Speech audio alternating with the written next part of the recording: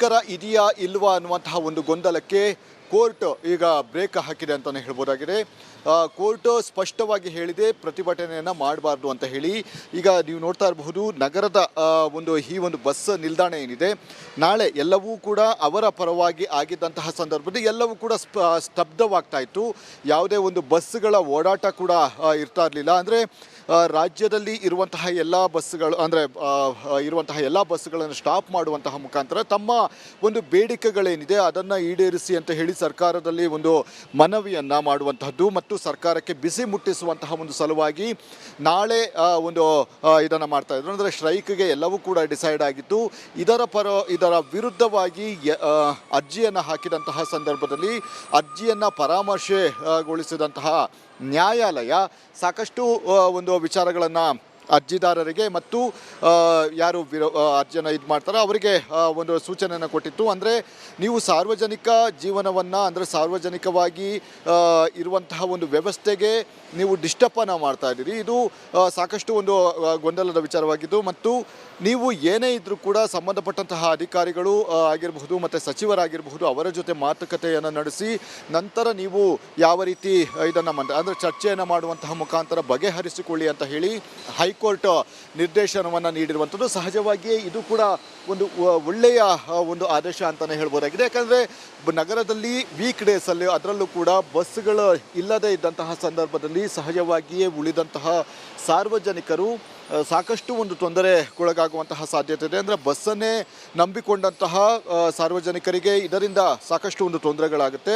ಇದು ಸಹಜವಾಗಿಯೇ ನ್ಯಾಯಾಧೀಶರಿಗೂ ಕೂಡ ಗೊತ್ತಿರುತ್ತೆ. ಅಂದರೆ ಈ ರೀತಿಯಾದ ಅಂದರೆ ಪಬ್ಲಿಕ್ ಟ್ರಾನ್ಸ್ಪೋರ್ಟ್ ಏನಿದೆ ಅದನ್ನು ನಂಬಿದಂತಹ ವ್ಯಕ್ತಿಗಳು ಮತ್ತು ಬೆಳಗಿನ ಶಾಲೆ ಕಾಲೇಜುಗಳಿಗೆ ಕೆಲಸಕ್ಕೆ ಹೋಗುವಂತಹ ವ್ಯಕ್ತಿಗಳೆಲ್ಲರೂ ಕೂಡ ಅದನ್ನು ನಂಬಿದ್ದಾರೆ. ಇಂತಹ ಒಂದು ವ್ಯವಸ್ಥೆಯನ್ನು ಇದನ್ನು ಮಾಡುವಂತಹ ಅಂದರೆ ಡಿಸ್ಟರ್ಬ್ ಮಾಡುವಂತಹ ಮುಖಾಂತರ ತೊಂದರೆಗಳನ್ನು ಮಾಡಿದ್ರೆ ಸಹಜವಾಗಿಯೇ ಇದು ಈ ರೀತಿಯಾದಂತಹ ಒಂದು ಸಾರ್ವಜನಿಕರಿಗೆ ಪ್ರಾಬ್ಲಮ್ ಆಗುತ್ತೆ. ಈ ಹಿನ್ನೆಲೆಯಲ್ಲಿ ನೀವು ಚರ್ಚೆಯನ್ನು ಮಾಡಿ ನಂತರ ಏನು ಅಂದರೆ ನಿಮ್ಮ ಮನವಿಗಳೇನಿದೆ, ನಿಮ್ಮ ಬೇಡಿಕೆಗಳೇನಿದೆ ಅದೆಲ್ಲವನ್ನು ಕೂಡ ಸರ್ಕಾರದ ಬಳಿ ಸಚಿವರ ಬಳಿ ಹೇಳಿಕೊಳ್ಳಿ. ಅವರು ಏನು ಈ ಹಿಂದೆ ನೆಗೋಸಿಯೇಷನ್ ಮಾಡುವಂತಹ ಮುಖಾಂತರ ಏನಾದರೂ ಆಗಿರಬಹುದು, ಆದರೆ ಪ್ರತಿಭಟನೆಯನ್ನು ಸುಧಾರ ಮಾಡೋದಕ್ಕೆ ಸಾಧ್ಯ ಇಲ್ಲ, ಇದೆಲ್ಲವೂ ತಪ್ಪು ಅನ್ನುವಂತಹ ರೀತಿಯಲ್ಲಿ ಒಂದು ಸೂಚನೆಯನ್ನು ಕೊಟ್ಟಿತ್ತು. ಮತ್ತು ಇದರ ಒಂದು ಹಿಯರಿಂಗ್ಸ್ ಏನಿದೆ ಅಂದರೆ ಮುಂದಿನ ವಿಚಾರಣೆ ಏನಿದೆ ಗುರುವಾರಕ್ಕೆ ಮುಂದೂಡಲಾಗಿರುವಂಥದ್ದು. ಗುರುವಾರ ನೀವು ಯಾವ ಅಂದರೆ ಏನೇನೋ ಡಿಸೈಡ್ ಆಯಿತಾ ಏನಾಗಿದೆ ಅದೆಲ್ಲದರ ರೂಪುರೇಷೆಗಳನ್ನು ಮತ್ತು ವರದಿಗಳನ್ನು ತನ್ನಿ ಅಂತ ಹೇಳಿ ಸೂಚನೆಯನ್ನು ಕೂಡ ಕೊಟ್ಟಿತ್ತು. ಗುರುವಾರದ ಬಳಿಕ ನ್ಯಾಯಾಲಯ ಯಾವ ರೀತಿ ತೀರ್ಪನ್ನು ಕೊಡುತ್ತೆ ಅನ್ನೋದ್ರ ಮೇಲೆ ಮುಂದಿನ ಪ್ರತಿಭಟನೆ ಮಾಡಲಾಗುತ್ತಾ ಅಥವಾ ಇಲ್ವಾ ಅನ್ನುವಂಥದ್ದು ಮುಂದಿನ ಹಂತದಲ್ಲಿ ಕಾದು ನೋಡಬೇಕಾಗಿದೆ. ಈಗ ಮುಂದಿನ ಸುದ್ದಿನ ನನ್ನ ಸಹೋದ್ಯೋಗಿ ನೀಡ್ತಾರೆ. Over to you. ಮುಷ್ಕರ ಇದೆಯಾ ಇಲ್ವಾ ಅನ್ನುವಂತಹ ಒಂದು ಗೊಂದಲಕ್ಕೆ ಕೋರ್ಟ್ ಈಗ ಬ್ರೇಕ್ ಹಾಕಿದೆ ಅಂತಲೇ ಹೇಳ್ಬೋದಾಗಿದೆ. ಕೋರ್ಟ್ ಸ್ಪಷ್ಟವಾಗಿ ಹೇಳಿದೆ ಪ್ರತಿಭಟನೆಯನ್ನು ಮಾಡಬಾರ್ದು ಅಂತ ಹೇಳಿ. ಈಗ ನೀವು ನೋಡ್ತಾ ಇರಬಹುದು ನಗರದ ಈ ಒಂದು ಬಸ್ ನಿಲ್ದಾಣ ಏನಿದೆ, ನಾಳೆ ಎಲ್ಲವೂ ಕೂಡ ಅವರ ಪರವಾಗಿ ಆಗಿದ್ದಂತಹ ಸಂದರ್ಭದಲ್ಲಿ ಎಲ್ಲವೂ ಕೂಡ ಸ್ತಬ್ಧವಾಗ್ತಾ ಇತ್ತು. ಯಾವುದೇ ಒಂದು ಬಸ್ಗಳ ಓಡಾಟ ಕೂಡ ಇರ್ತಾ ಇರಲಿಲ್ಲ. ಅಂದರೆ ರಾಜ್ಯದಲ್ಲಿ ಇರುವಂತಹ ಎಲ್ಲ ಬಸ್ಗಳು ಇರುವಂತಹ ಎಲ್ಲ ಬಸ್ಗಳನ್ನು ಸ್ಟಾಪ್ ಮಾಡುವಂತಹ ಮುಖಾಂತರ ತಮ್ಮ ಒಂದು ಬೇಡಿಕೆಗಳೇನಿದೆ ಅದನ್ನು ಈಡೇರಿಸಿ ಅಂತ ಹೇಳಿ ಸರ್ಕಾರದಲ್ಲಿ ಒಂದು ಮನವಿಯನ್ನು ಮಾಡುವಂತಹದ್ದು ಮತ್ತು ಸರ್ಕಾರಕ್ಕೆ ಬಿಸಿ ಮುಟ್ಟಿಸುವಂತಹ ಒಂದು ಸಲುವಾಗಿ ನಾಳೆ ಇದನ್ನು ಮಾಡ್ತಾ ಇದ್ರು. ಅಂದರೆ ಸ್ಟ್ರೈಕ್ಗೆ ಎಲ್ಲವೂ ಕೂಡ ಡಿಸೈಡ್ ಆಗಿತ್ತು.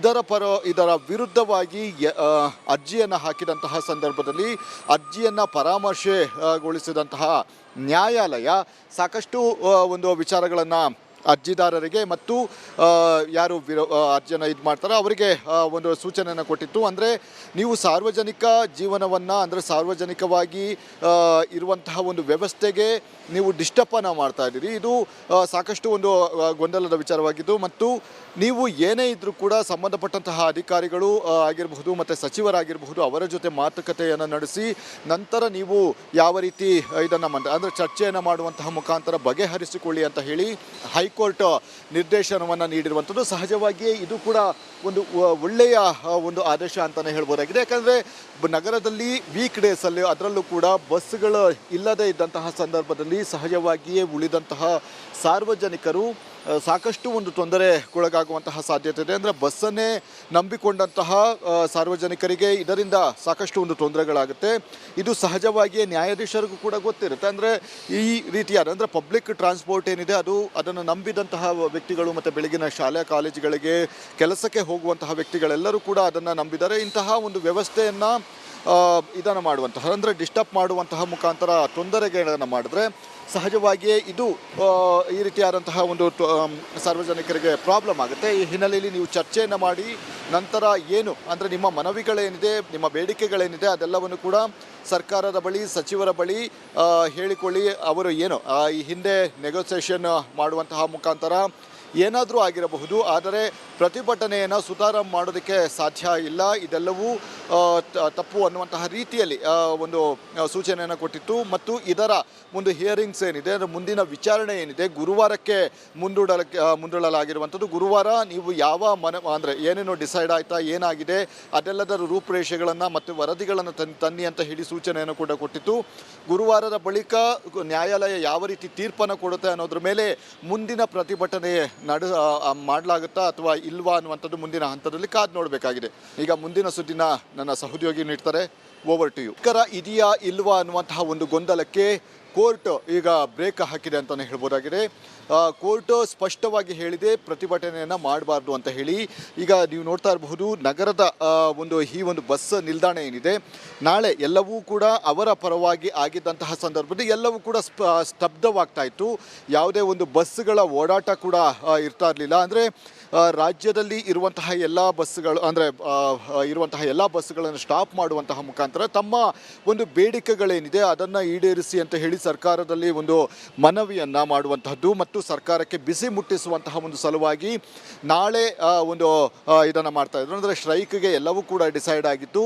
ಇದರ ವಿರುದ್ಧವಾಗಿ ಅರ್ಜಿಯನ್ನು ಹಾಕಿದಂತಹ ಸಂದರ್ಭದಲ್ಲಿ ಅರ್ಜಿಯನ್ನು ಪರಾಮರ್ಶೆಗೊಳಿಸಿದಂತಹ ನ್ಯಾಯಾಲಯ ಸಾಕಷ್ಟು ಒಂದು ವಿಚಾರಗಳನ್ನು ಅರ್ಜಿದಾರರಿಗೆ ಮತ್ತು ಯಾರು ಅರ್ಜಿಯನ್ನು ಇದು ಮಾಡ್ತಾರೋ ಅವರಿಗೆ ಒಂದು ಸೂಚನೆಯನ್ನು ಕೊಟ್ಟಿತ್ತು. ಅಂದರೆ ನೀವು ಸಾರ್ವಜನಿಕ ಜೀವನವನ್ನು ಅಂದರೆ ಸಾರ್ವಜನಿಕವಾಗಿ ಇರುವಂತಹ ಒಂದು ವ್ಯವಸ್ಥೆಗೆ ನೀವು ಡಿಸ್ಟರ್ಬನ್ನು ಮಾಡ್ತಾ ಇದ್ದೀರಿ. ಇದು ಸಾಕಷ್ಟು ಒಂದು ಗೊಂದಲದ ವಿಚಾರವಾಗಿದ್ದು ಮತ್ತು ನೀವು ಏನೇ ಇದ್ದರೂ ಕೂಡ ಸಂಬಂಧಪಟ್ಟಂತಹ ಅಧಿಕಾರಿಗಳು ಆಗಿರಬಹುದು ಮತ್ತು ಸಚಿವರಾಗಿರಬಹುದು ಅವರ ಜೊತೆ ಮಾತುಕತೆಯನ್ನು ನಡೆಸಿ ನಂತರ ನೀವು ಯಾವ ರೀತಿ ಇದನ್ನು ಅಂದರೆ ಚರ್ಚೆಯನ್ನು ಮಾಡುವಂತಹ ಮುಖಾಂತರ ಬಗೆಹರಿಸಿಕೊಳ್ಳಿ ಅಂತ ಹೇಳಿ ಹೈಕೋರ್ಟ್ ನಿರ್ದೇಶನವನ್ನು ನೀಡಿರುವಂಥದ್ದು. ಸಹಜವಾಗಿಯೇ ಇದು ಕೂಡ ಒಂದು ಒಳ್ಳೆಯ ಒಂದು ಆದೇಶ ಅಂತಲೇ ಹೇಳ್ಬೋದಾಗಿದೆ. ಯಾಕಂದರೆ ನಗರದಲ್ಲಿ ವೀಕ್ ಡೇಸಲ್ಲಿ ಅದರಲ್ಲೂ ಕೂಡ ಬಸ್ಸುಗಳು ಇಲ್ಲದೇ ಇದ್ದಂತಹ ಸಂದರ್ಭದಲ್ಲಿ ಸಹಜವಾಗಿಯೇ ಉಳಿದಂತಹ ಸಾರ್ವಜನಿಕರು ಸಾಕಷ್ಟು ಒಂದು ತೊಂದರೆಗೊಳಗಾಗುವಂತಹ ಸಾಧ್ಯತೆ ಇದೆ. ಅಂದರೆ ಬಸ್ಸನ್ನೇ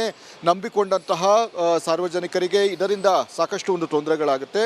ಇದು ಸಹಜವಾಗಿಯೇ ನ್ಯಾಯಾಧೀಶರಿಗೂ ಕೂಡ ಗೊತ್ತಿರುತ್ತೆ. ಅಂದರೆ ಈ ರೀತಿಯಾದ ಅಂದರೆ ಪಬ್ಲಿಕ್ ಟ್ರಾನ್ಸ್ಪೋರ್ಟ್ ಏನಿದೆ ಅದನ್ನು ನಂಬಿದಂತಹ ವ್ಯಕ್ತಿಗಳು ಮತ್ತು ಬೆಳಗಿನ ಶಾಲೆ ಕಾಲೇಜುಗಳಿಗೆ ಕೆಲಸಕ್ಕೆ ಹೋಗುವಂತಹ ವ್ಯಕ್ತಿಗಳೆಲ್ಲರೂ ಕೂಡ ಅದನ್ನು ನಂಬಿದ್ದಾರೆ. ಇಂತಹ ಒಂದು ವ್ಯವಸ್ಥೆಯನ್ನು ಇದನ್ನು ಮಾಡುವಂತಹ ಅಂದರೆ ಡಿಸ್ಟರ್ಬ್ ಮಾಡುವಂತಹ ಮುಖಾಂತರ ತೊಂದರೆಗಳನ್ನು ಮಾಡಿದ್ರೆ ಸಹಜವಾಗಿಯೇ ಇದು ಈ ರೀತಿಯಾದಂತಹ ಒಂದು ಸಾರ್ವಜನಿಕರಿಗೆ ಪ್ರಾಬ್ಲಮ್ ಆಗುತ್ತೆ. ಈ ಹಿನ್ನೆಲೆಯಲ್ಲಿ ನೀವು ಚರ್ಚೆಯನ್ನು ಮಾಡಿ ನಂತರ ಏನು ಅಂದರೆ ನಿಮ್ಮ ಮನವಿಗಳೇನಿದೆ, ನಿಮ್ಮ ಬೇಡಿಕೆಗಳೇನಿದೆ ಅದೆಲ್ಲವನ್ನು ಕೂಡ ಸರ್ಕಾರದ ಬಳಿ, ಸಚಿವರ ಬಳಿ ಹೇಳಿಕೊಳ್ಳಿ. ಅವರು ಏನು ಈ ಹಿಂದೆ ನೆಗೋಸಿಯೇಷನ್ ಮಾಡುವಂತಹ ಮುಖಾಂತರ ಏನಾದರೂ ಆಗಿರಬಹುದು, ಆದರೆ ಪ್ರತಿಭಟನೆಯನ್ನು ಸುಧಾರ ಮಾಡೋದಕ್ಕೆ ಸಾಧ್ಯ ಇಲ್ಲ. ಇದೆಲ್ಲವೂ ತಪ್ಪು ಅನ್ನುವಂತಹ ರೀತಿಯಲ್ಲಿ ಒಂದು ಸೂಚನೆಯನ್ನು ಕೊಟ್ಟಿತ್ತು. ಮತ್ತು ಇದರ ಒಂದು ಹಿಯರಿಂಗ್ಸ್ ಏನಿದೆ, ಅದರ ಮುಂದಿನ ವಿಚಾರಣೆ ಏನಿದೆ ಗುರುವಾರಕ್ಕೆ ಮುಂದೂಡಲಾಗಿರುವಂಥದ್ದು. ಗುರುವಾರ ನೀವು ಯಾವ ಅಂದರೆ ಏನೇನೋ ಡಿಸೈಡ್ ಆಯಿತಾ, ಏನಾಗಿದೆ ಅದೆಲ್ಲದರ ರೂಪುರೇಷೆಗಳನ್ನು ಮತ್ತು ವರದಿಗಳನ್ನು ತನ್ನಿ ಅಂತ ಹೇಳಿ ಸೂಚನೆಯನ್ನು ಕೂಡ ಕೊಟ್ಟಿತ್ತು.